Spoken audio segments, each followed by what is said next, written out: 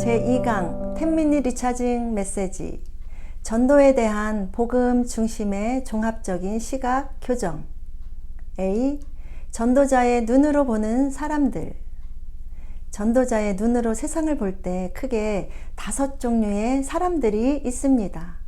첫 번째로 구원에 확신이 있는 사람들이에요. 이런 사람들의 특징은 기쁨과 감사가 넘쳐요. 그리고 강한 능력으로 살게 됩니다. 교회를 다닌다고, 예수를 믿는다고 해서 다 이러한 확신을 갖고 사는 게 아니지요. 그래서 전도자는 구원의 확신을 갖고 지금 이 순간 영생을, 천국을 누리면서 살고 있는지를 꼭 점검해야 합니다. 두 번째는 여러 번 복음을 들었지만 확신이 없는 사람이에요. 구원의 확신이 없으면 기쁨과 감사가 없고 당연히 승리하는 삶, 열매 맺는 삶을 살 수가 없겠지요.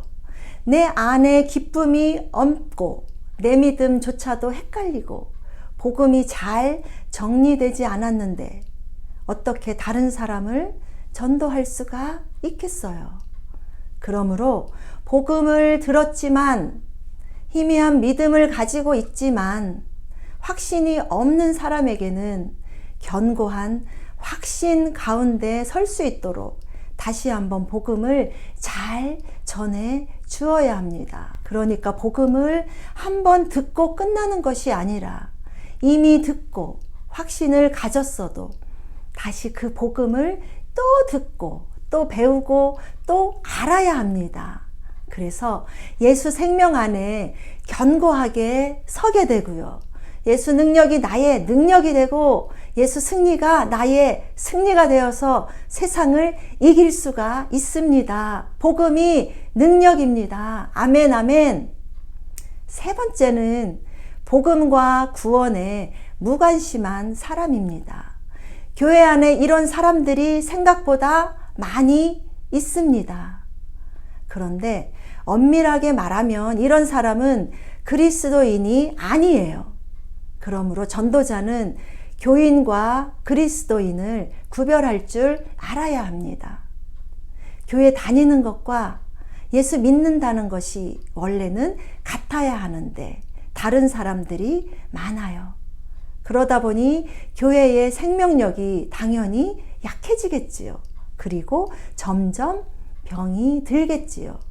이미 구원받고 복음을 아는 사람은 복음을 들을 때 또 복음, 또 그 소리, 다 아는 소리 하고 절대 짜증을 내지 않아요. 왜냐하면요, 너무 기쁘거든요.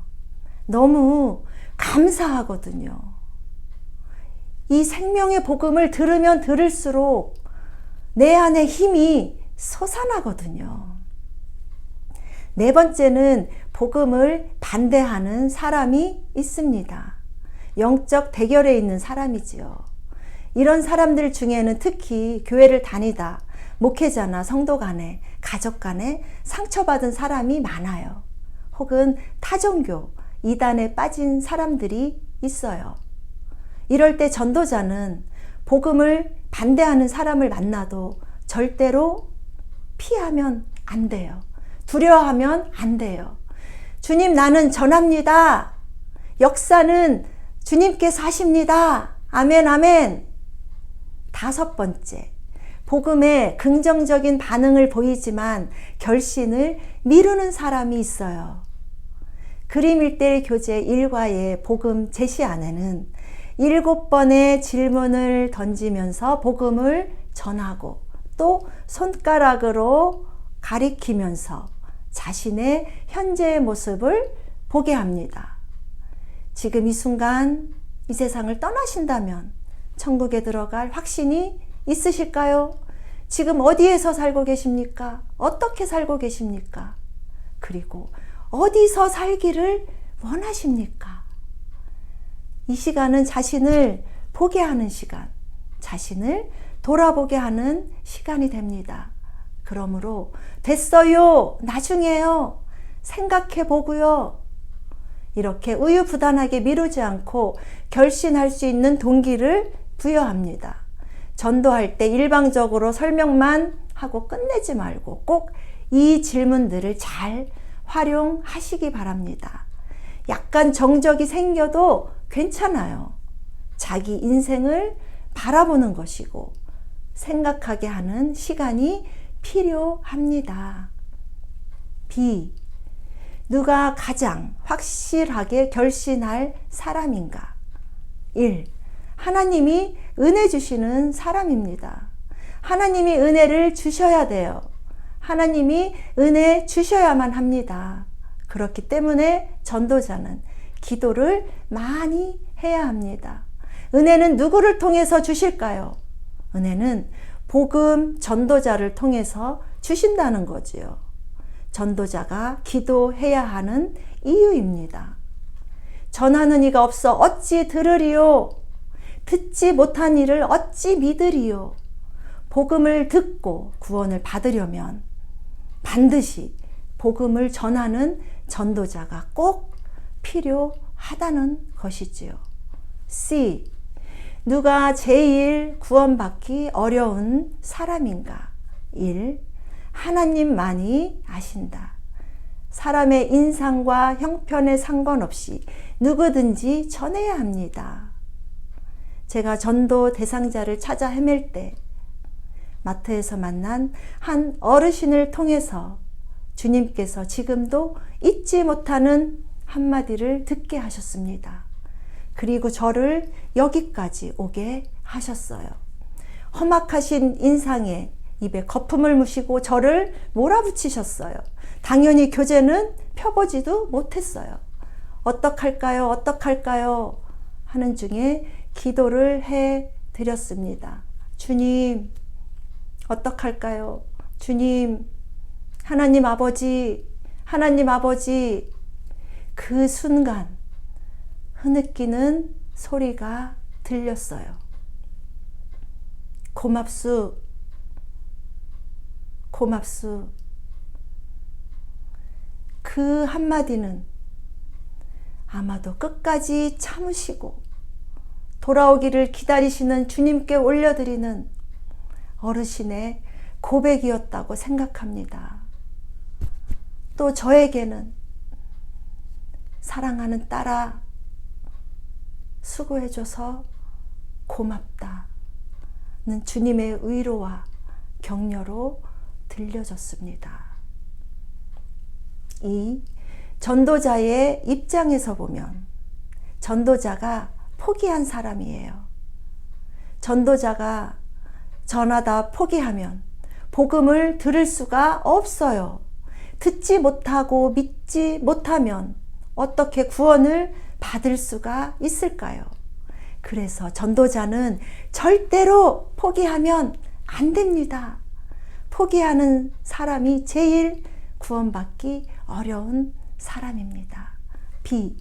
전도자가 없어서 듣지 못하는 자다. 듣지 못해서 구원받는 사람이 없도록 우리가 더욱더 열심히 복음을 전해야 합니다.